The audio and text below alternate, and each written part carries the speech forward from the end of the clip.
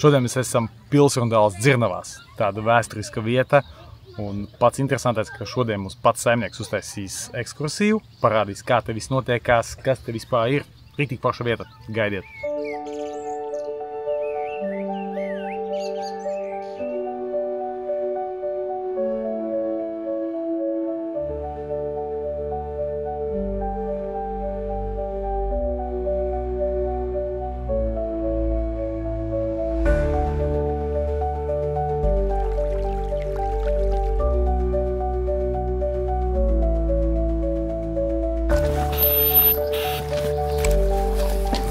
Kā tev noskaņojums?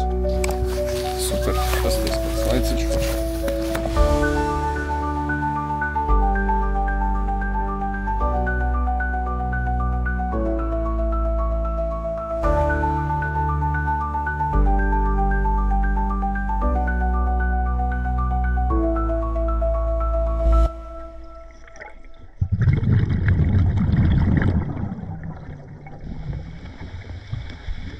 Vai kādam masku? Nevajag?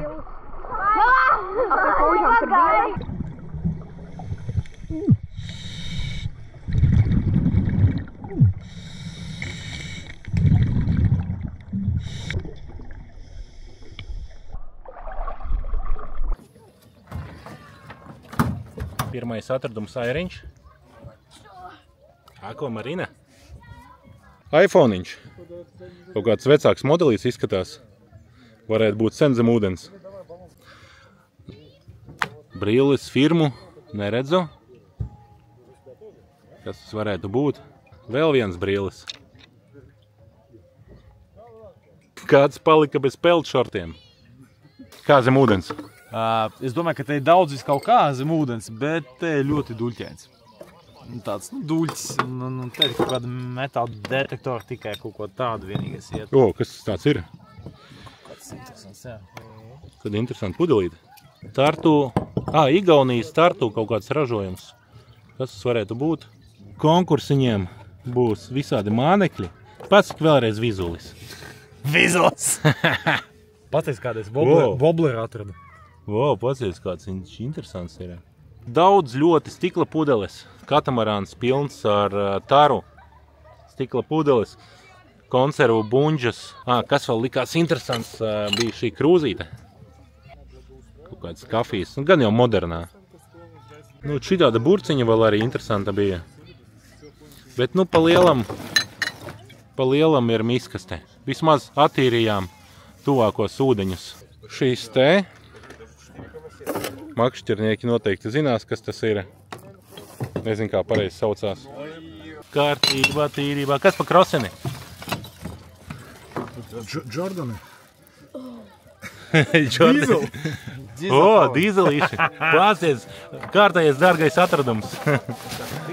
Laipni lūgti manas ģimenes muzeja Rundalis ūdens Dzirnavas. Kāpēc tā vieta priekš manim ir īpaša?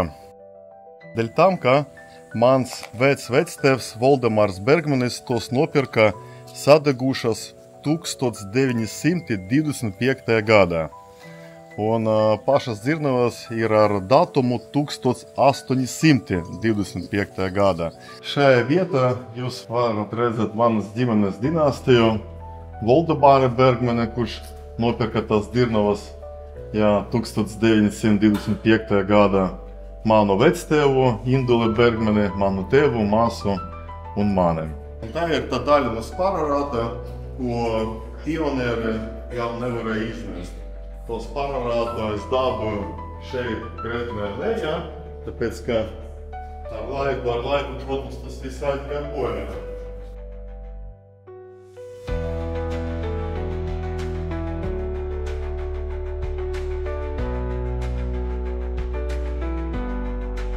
Gandrīz visas iekartas šajā Dzirnavā bija saražotas Rīgā, Rūpniecības iela 10-12, kur, manuprāt, tagad ir arhīvs. Vācu rūpnīca Oi Keller, kura pirms kara bija pārvesta uz Poliju. Tagad, kas notika ar to rūpnīcu, es jau nezinu. Bet tā vieta ir tāds unikums, ko tas visas transmisijas un visas iekartas, viņi tik saglabāti absolūti no tiem 13 gadiem līdz šīs dienai. To, lai noņemtu vibrāciju, vienam bija jāgriežas pa pulksteni, otram pret pulksteni. Ar šo amorīti viņa deva signālu, lai Bert graudus tur uz augšu šeit. Tagad ar jums mēs esam zemūdens daļa, tāpēc, ka tā puse mums ir ūdenskrātuve, tas ūdens līmenis ir augstāk nekā mēs šeit stāvam. Šeit jūs varat redzēt to metāla sistēmu, kura bija obligāta, lai pastiprinātu katru siju, ja? Tāpēc, ka kokam šogad jau ir kā 100 gadu. Mēs tagad redzam šo mezglu, un jautājums, kāpēc tur viena zoba ir no koka, otra no metāla. Kā es biju teicis, iepriekšējā stāvā, tajā laikā viņi nevarēja dabūt ideālus asus un ideālus centrus, līdz ar to vienam materiālam bija jābūt mīkstākā, lai viņi nomainītu dilstošā procesā.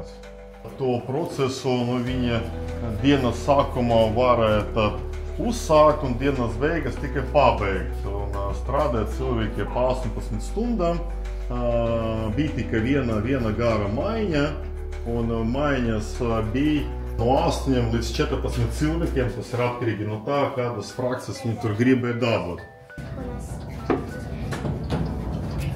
Ar tādu kustību, ar tādu vibrāciju viņi varēja sadalīt tās malšanas frakcijas, jo katra no šīm mailēm ir savs izmērs, un ar tādam slotiņiem viņi tur berzējas, un viena no tām būtu tur rupjāka daļa, otra smalkāka daļa. Nu ko, mēs paskatījāmies, kas notiek zem ūdens, mēs paskatījāmies arī, kā darbojās dzirnavas. Iesaku arī tev atbraukt, paskatīties, kā darbojās dzirnavas, kā kādreiz viņas ir darbojušās. Tagad ražo elektrību.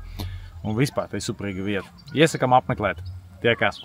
Mums priekš jums vēl daudz kas interesants būs, vai ne? Jā, tieši tā.